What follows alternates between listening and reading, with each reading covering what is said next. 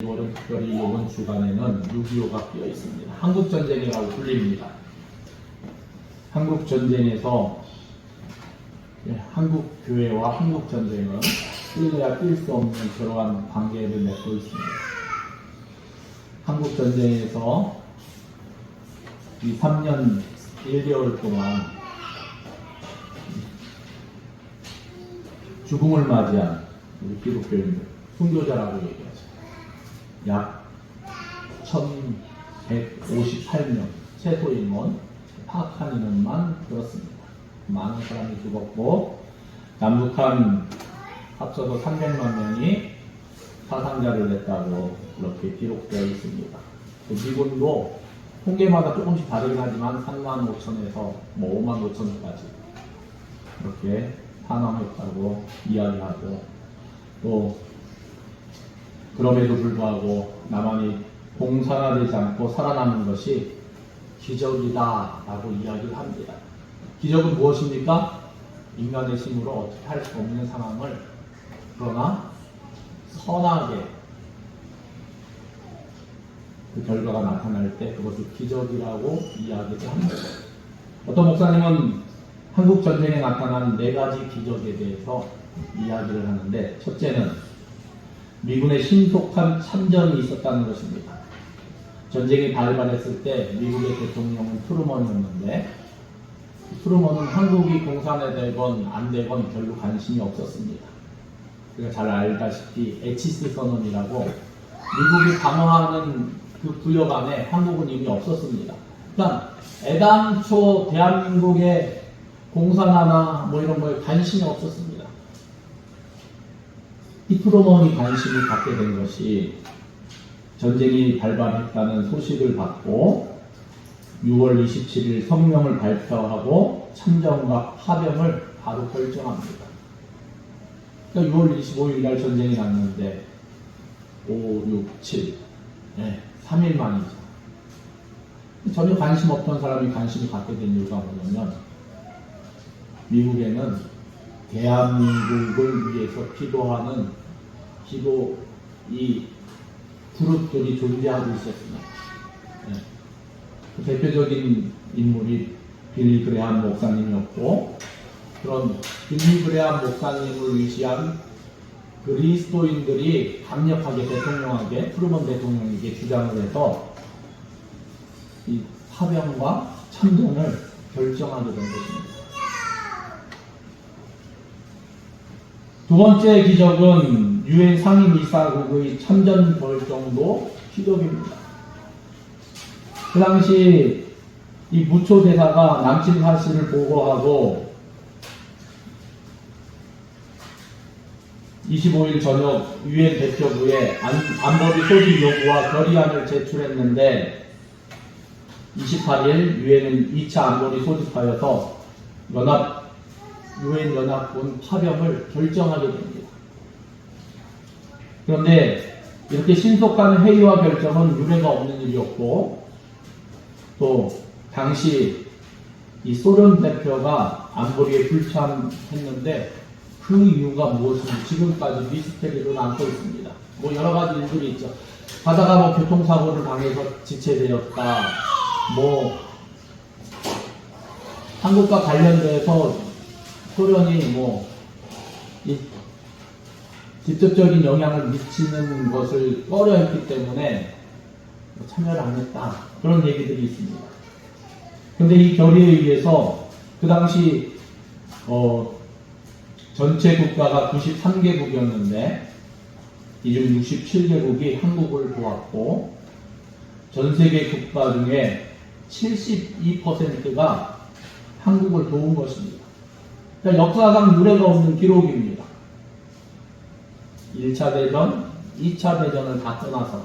그래서 사람들은 한국전쟁을 3차 대전이라고 칭하는 사람들도 있습니다. 왜냐하면 67개국이 참전했던 전쟁이기 때문입니다. 물론 파병한 국가만 16개국으로 우리가 알고 있고, 그렇지만 그 외의 국가들도 원조랑 여러 가지 것들을 통해서 대한민국의 회복을 도왔다는 사실입니다. 세 번째로는 인천 상륙작전은 이 전세를 완전히 역전시키는 기적이었다고 얘기를 합니다. 맥그너 장군은 이 낙동강 전선까지 몰린 상황에서 인천 상륙작전을 기획했고, 그러나 미군 수뇌부는 이것을 반대했습니다. 5천만 분의 1이라는 확률을 어떻게 감당할 수 있겠느냐 반대했습니다. 불가하다. 그런데 맥그너 장군은 계속해서 설득을 했고, 대통령을 포함한 미군 수뇌부가 설득당해서 승인을 하게 되었고, 이 인천 상륙작전이 감행되었고 9월 15일 날 이 5천만 분의 1이라는 작전이 성공하게 됩니다. 군 전문가들은 지금도 세기의 도박이라고 부릅니다. 예. 군 작전은 도박처럼 하는 것이 아닙니다. 예. 우리가 지키지기면 백전백승이라고 이야기를 하는데, 우리가 명령이라고 얘기했을 때는 5가지 부분을 충족해야 됩니다. 적의 상황을 알아야 되고, 적의 병력이 얼마나 있고, 적을 지원할 수 있는 화력이 얼마나 있고, 적이 식량이나 이런 여건이 어떻게 되는가, 우리는 그 상황이 어떻게 되는가, 우리에게 화력 지원을 해줄 수 있는 부분은 어떻게 되는가, 그리고 공격 시점은 어디인가, 그리고 공격 목표는 어디인가, 공격 좌우 어느 왼쪽에서부터 오른쪽까지 그 공격해 들어가는 범위는 어디까지 한정되어 있는가, 굉장히 세밀하게 이것을 해서 작전 명령이라는 게 그래서 하늘이 됩니다. 그래서 지휘관들은 그거를 보고 자기 부대를 그 안에서 운영합니다. 딴 데 가서 뭐 이렇게 이상한 데 가서 뭐 명령이라고 해서 막 하는 것이 아니라, 그런데 5천만 분의 1이니까 완전히 기적이었고, 또 흥남 철수 작전도 기적이었다고 얘기합니다. 민간인 철수 계획은 없었습니다. 군인들만 철수할 계획이었지만 어떻습니까? 예. 이 화물선인 메러디스 빅토리아호에 태울 수 있는 여유 인원이 12명이었는데 화물을 다 버리고 14,000명이 탑승하는 일이 벌어졌습니다. 그리고 남한으로 향하는 중에 5명의 아이가 태어났습니다. 먼저 부산에 갔지만 부산은 이미 피난민으로 꽉 차 있으니까 발 디딜 틈도 없으니까 다시 거제도로 향해서 화선을 하였는데, 그럼 모두 몇 명입니까? 거제도 피난이 14,005명, 5명이 태어났습니다. 예. 그때 이 나루 선장이 이렇게 기록하고 있습니다. 항해 중 5명 탄생, 사망자 없음, 1만 5명 무사히 상륙. 예. 그러니까 2차 대전 이후에 가장 큰 해상 탈출 작전이었다는 것입니다. 이렇게 4가지를 요소를 꼽고 있습니다. 그런데 저는 여기에 한 가지 더, 방공포로 석방을 기적이라고 말하고 싶습니다. 왜냐하면 포로를 석방한다는 거, 전쟁 중에 어마어마한 숫자의 포로들이 석방이 되었습니다. 이승만 대통령이 결단을 했는데 이거 누구나 결단할 수 있는 것이 아닙니다.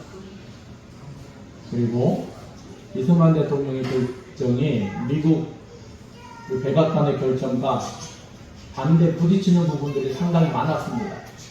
그런데 이승만 대통령은 미국의 눈치를 본 것이 아니라 하나님의 눈치를 봤죠. 네, 그래서 결정한 것입니다. 방공포로를 석방합니다. 우리나라가 이러한 어려움 가운데 기적이라는 여러 가지 것들을 통해서 대한민국이 지금까지 보존되었다는 사실을, 또 이 땅에 믿음을 지키기 위해서 1158명의 순교자가 있었다는 사실을 기억해야 할 것입니다. 참 재밌는 거는 6.25 당일날에도 교회는 예배를 드렸을까요? 안 드렸을까요? 네, 전쟁 중에도 피난 가는 와중에도 교회는 예배를 드렸습니다. 네. 우리가 그것을 항상 기억하면서 예배의 소중함을 기억했으면 합니다. 이 6.25 전쟁 중에 신령한 이 킵 웍스라는 시각장애인이 있었는데 미군 중사의 도움으로 미국 인디애나 주립대학에 졸업하고 오스트리아에서 성악 수업을 하며 성악가가 된 인물이 있습니다. 이분은 빌리 그레함 목사님과 함께 사역을 했던 그러한 분인데 그 후에 그녀가 함께 집회를 하면서 이런 간증의 말을 했습니다. 사람들이 장님이 나를 인도할 때 100m 전방에 뭐가 있다고 말하지 않습니다. 단지 앞에 물이 있으니 건너뛰라고 말하고 층계가 있으니까 발을 올려놓으라고 말합니다. 그러면 나를 인도하시는 분을 믿고 한 걸음씩 걸음을 옮기기만 하면 가고자 하는 목적지에 꼭 도착합니다. 하나님이 우리를 인도하시는 방법도 이와 같습니다. 우리는 10년 후를 알지 못합니다. 20년 후도 알지 못합니다. 그러나 오늘 무엇을 해야 할 것인가를 우리에게 보여주시는 그 하나님께 믿음으로 순종하며 오늘을 살면 하나님은 내일을 인도하셔서 마침내 내 생애를 하나님이 계획하신 그곳에 도달케 하실 것입니다. 그렇습니다. 하나님은 우리 인생의 좋은 인도자가 되어주십니다. 오늘 말씀, 우리가 읽은 말씀은 모세의 고별 설교를 우리가 읽었습니다. 이스라엘 백성들을 애굽으로부터 인도해낸 모세는 120세를 맞이하게 되었습니다. 자신의 운명이 얼마 남지 않은 것을 깨닫게 되었습니다. 또한 자신이 하나님 앞에 잘못한 것 때문에 가나안 땅에 들어가지 못하게 된 사실도 알고 있었습니다. 그래서 모세는 자기가 사랑하는 자기와 함께 광야의 여정을 감당했던 이스라엘 백성들에게 마지막 고별 설교와 같이 유언을 남기는 말씀이 바로 오늘 우리가 읽은 말씀 중에 일부입니다. 7절 말씀을 보니까 옛날을 기억하라, 역대 연대를 생각하라 말씀하십니다. 무슨 말씀입니까? 과거를 돌아보라고 말씀하고 있습니다. 하나님께서 어떻게 섭리하셨는지를 이 말씀을 우리에게 적용해 본다면 지금까지 하나님께서 어떻게 함께 하셨는지를 생각해 봐라 이 말씀입니다. 여러분 살아온 과거를 돌아볼 수 있기를 바랍니다. 내 평생 살아온 길 뒤를 돌아보시기 바랍니다. 남겨진 장국을 통해서 하나님께서 나와 어떻게 나와 함께 하셨는가를 돌아볼 수 있을 것입니다. 이 기독교 신앙의 핵심은 기억하는 것입니다. 믿음 생활 잘하는 비결은 기억을 잘 유지하는 것입니다. 모세는 이제 뒤를 돌아보며 하나님께서 어떤 은혜를 베푸셨는지를 기억하고 있습니다. 그러면서 고백합니다.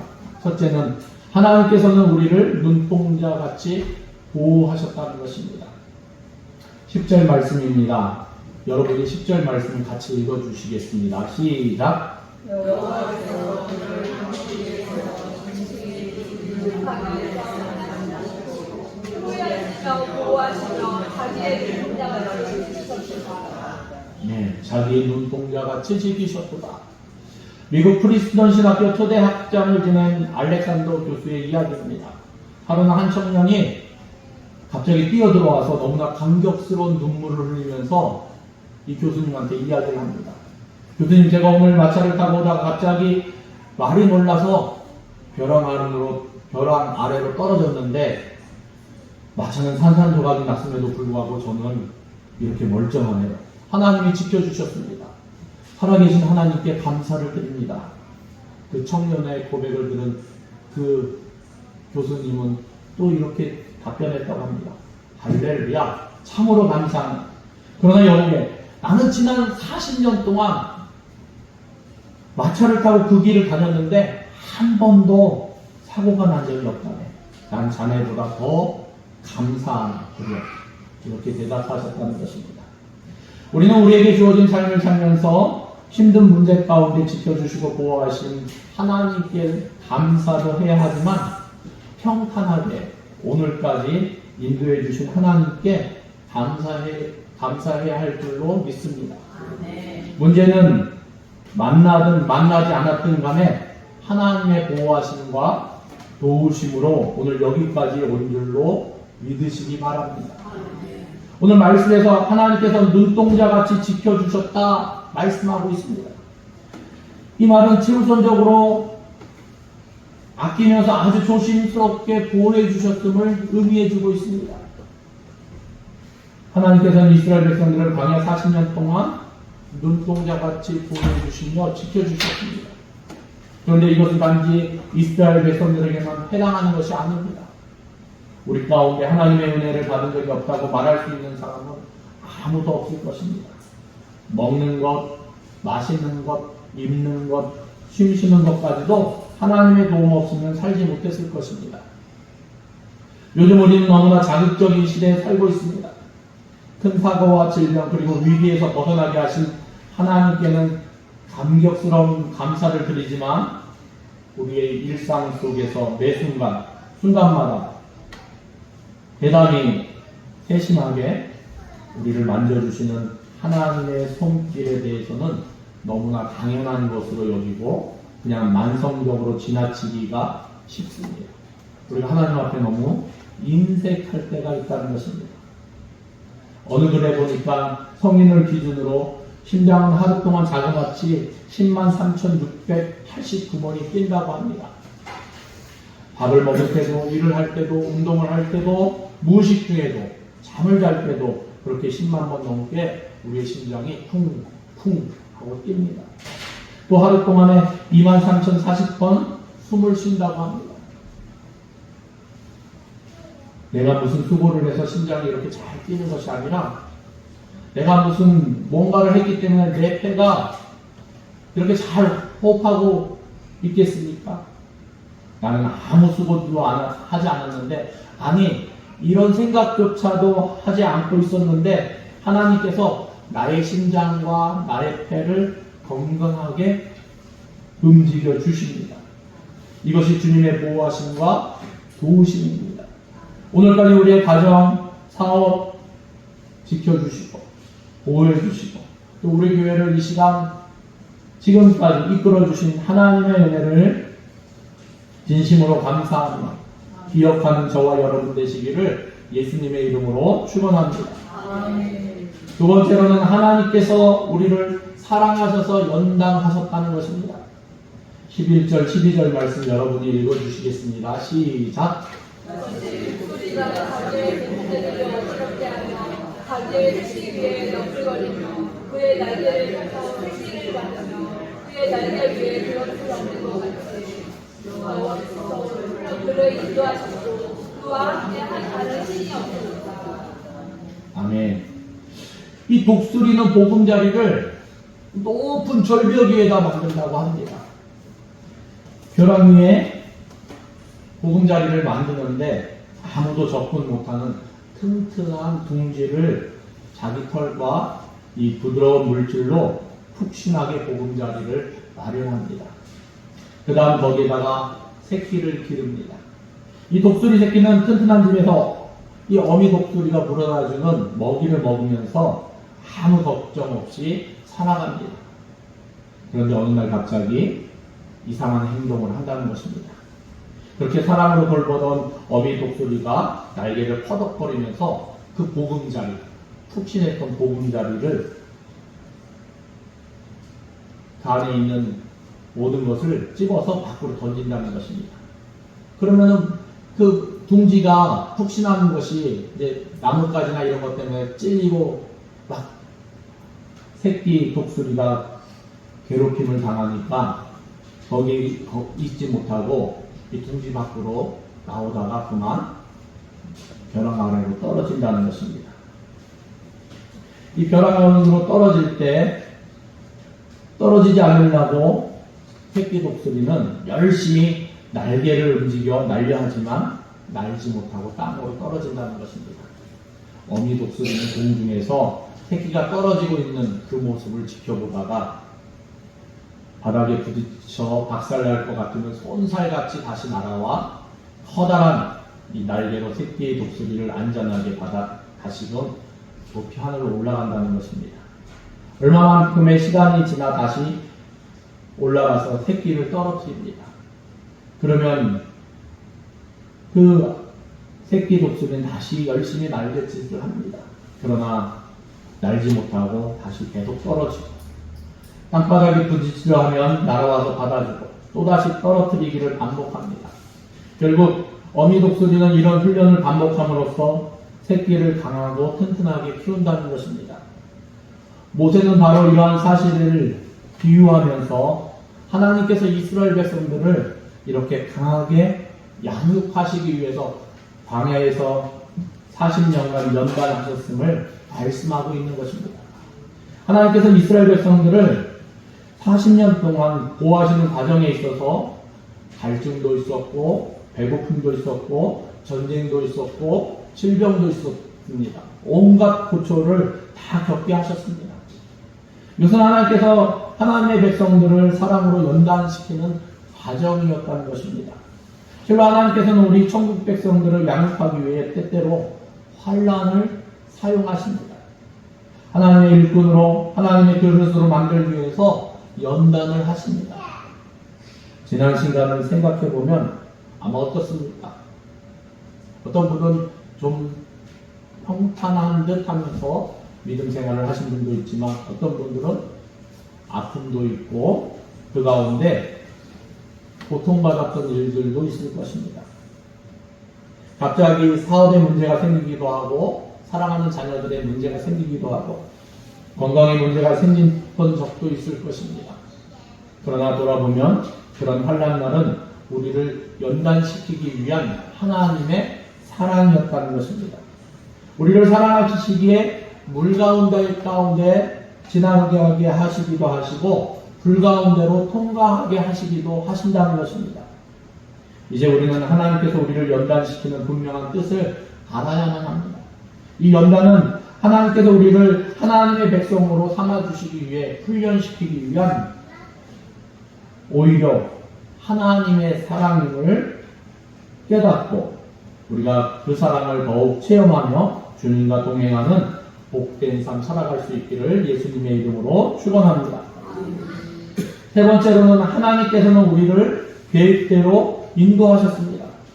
13절, 14절 말씀 여러분 좀 읽어주시기 바랍니다. 시작. 여호와께서 너와 사랑하는 그곳을 가고 함께 하시며 반제 소산을 먹게 하시며 반석에 풀구를 반석에서 이름을 달게 하시며 소의 어린 정과 양의 정과 어린 양의 이름과 바산에서 낳은 사냥과 염소와 지극히 아름다운 또 호시스를 그곳을 같이 하였습니다. 아멘. 2차 대전 당시 중요한 임무를 둔 영국의 기선 한 척이 대서양을 건너 미국으로 가게 되었습니다. 항로가 매우 위험한 길이었기 때문에 선장에게 비밀 메시지가 전달되었습니다. 여기 나타나 있는 항로를 따라서 똑바로 갈 것. 무슨 일이 있어도 좌우로 벗어나서는 안 됨. 도움이 필요할 때는 비밀 부호로 즉시 무전을 칠 것. 이 기선은 며칠간 항해하여 미국으로 가던 중 적함을 발견하게 됩니다. 즉시 선장은 비밀 부호로 무전을 쳤습니다. 적함이 보임. 어떻게 할 것인지 지시바람. 그러자 어디서인지 모르게 회답이 왔습니다. 똑바로 갈 것. 우리가 옆에서 다 알고 지키고 있음. 사방을 둘러봐도 영국 전함은 한 척도 보이지 않았지만 기선은 지시한 대로 계속해서 똑바로 갔습니다. 그리고 드디어 목적지인 이 미국 항구에 도착하게 되었습니다. 그런데 그 순간 기선을 따라서 이 영국 잠수함 한 척이 바다 밑에서 올라오는 것이었습니다. 알고 보니까 이 잠수함은 이 기선 옆에서 기선이 도착할 때까지 보이지 않는 바다 밑에서 계속해서 이 기선을 지켜주고 필요시에 도와주려고 따라왔던 것입니다. 하나님께서도 이와 같으십니다. 우리 눈에 보이시지 않지만 성령 하나님을 통해서 우리와 동행하시며 우리를 인도해 주시는 줄 믿으시기 바랍니다. 이스라엘 백성들은 축복의 땅인 적과 꿀이 흐르는 가나안으로 인도하신 것처럼 하나님께서는 우리들을 하나님의 계획대로 인도해 주셨다는 것입니다. 사랑하는 성도 여러분, 지금까지 보호하시고 지켜주신 하나님을 기억하시기 바랍니다. 또한 앞으로 우리를 인도하신 여호와 이레의 하나님을 믿으시기 바랍니다. 하나님께서 우리 각자를 향한 원대한 계획을 가지고 우리를 인도하십니다. 평생 살아온 날들을 돌아보아 할 때, 고비고비 힘들고 어려울 때마다 하나님께서 나를 인도하시고 함께 해주셨기에 현재가 있음을 기억하시기 바랍니다. 지난날에 악하고 게을렀던 잘못된 습관들을 되풀이하지 말고 오직 하나님이 기뻐하시는 것이 무엇인지를 알아 항상 하나님의 말씀대로 살아갈 수 있는, 그러므로 하나님이 원하시는 삶을 삶으로 하나님을 기쁘시게 해드릴 수 있는 하나님의 자녀들 될 수 있기를 예수님의 이름으로 축원합니다. 기도하시겠습니다. 하나님 감사합니다. 하나님, 옛날을 기억하라 말씀하셨는데 하나님, 우리가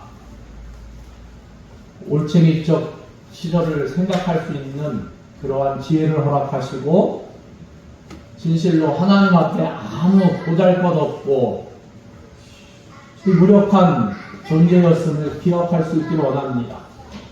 하나님, 내가 왕년에 큰 소리를 때로는 치지만 그래도 하나님 앞에 아무것도 아님에 하나님, 지금까지 우리를 보호하시고 지켜주심을 우리가 생각하며 항상 하나님 앞에 감사하며 하나님을 기쁘시게 해드리며 하나님과 동행하는 복된 삶 살아갈 수 있도록 하나님 다스려 주시옵소서. 우리는 하나님의 자녀입니다. 하나님의 백성입니다. 하나님의 권능의 팔로 우리를 붙잡아 주셔서 물 가운데로 지나갈 때도 또 불 가운데로 통과할 때도 하나님께서 순간순간 우리를 보호하시고 지켜주심을 믿으며 진실로 우리를 더 튼튼히 강건케 하심을 온전히 깨닫고 하나님의 자녀답게 살아갈 수 있도록 하나님 함께하여 주시옵소서. 모든 것을 주님께 의뢰드리며 예수님의 이름으로 기도드립니다. 아멘.